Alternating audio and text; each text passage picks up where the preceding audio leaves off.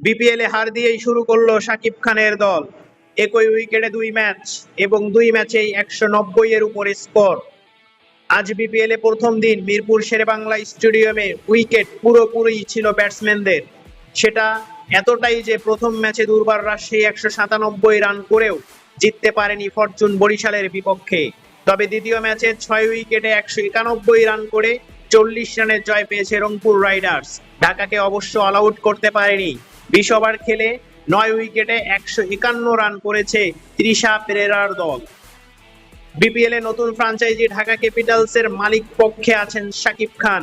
দলের প্রথম ম্যাচ দেখতে মিরপুর শেরেবাংলা স্টেডিয়ামে এসেছিলেন তিনি।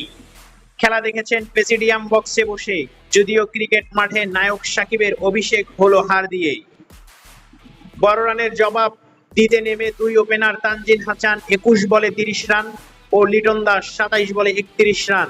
7.3 ওভারে 65 রানের জুটিতে ভালোই শুরু এনে দিয়েছিল ঢাকাকে, কিন্তু এরপর মাত্র 3 ওভারের মধ্যে 10 রানের ব্যবধানে পড়ে যায় 4 উইকেট। 4টি উইকেটেই নেন রংপুরের অফ স্পিনার মেহেদী হাসান। নিউজটি যদি ভালো লাগে একটি লাইক দিবেন আর চ্যানেলটি সাবস্ক্রাইব করে সাপোর্ট করবেন।